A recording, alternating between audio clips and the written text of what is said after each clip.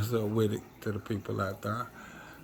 Give y'all something different tonight, something to look at. Why I tell you, something personal, and one of the main reasons why I started doing this, and why hopefully maybe I can encourage more people to stand up and speak out.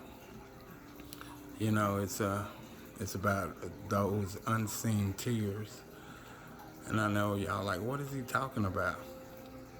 I'm talking about the tears shared by our loved ones, by our friends that we never seen. The laying in the bed at night worried about where we are, if we're safe, if we're going to harm anybody else, if we're really being frank about it.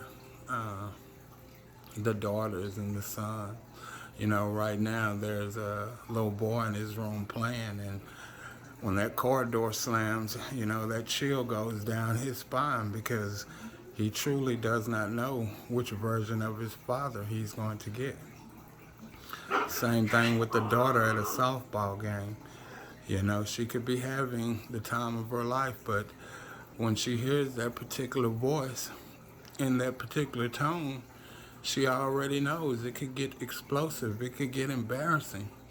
And these are things that children go through, I went through. And, if it wasn't for the outlet of football, I really don't know where I would have ended up.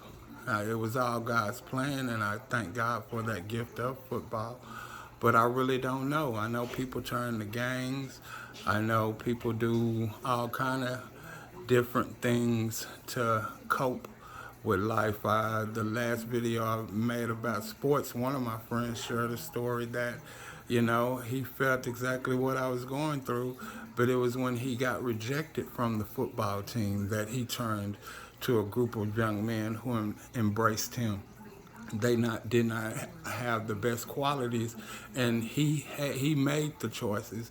But so we have to be mindful. One of the biggest lies I told myself, and if you're like me, I ain't hurting anybody, and that's crap. Because people who love you, they hurt. It hurts them to see people they love killing themselves. And I'm not maybe just talking about drugs and alcohol.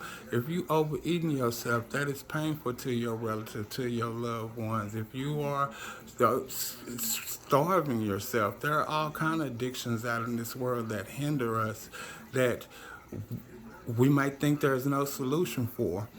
One of my solutions had to be turning my care and my will over to God as I understand Him. And there's other helpful tools and tips that I learned. So if you guys feel where I'm coming from, I'd like to really hear about what you think about this message. Thank you, and have a good night.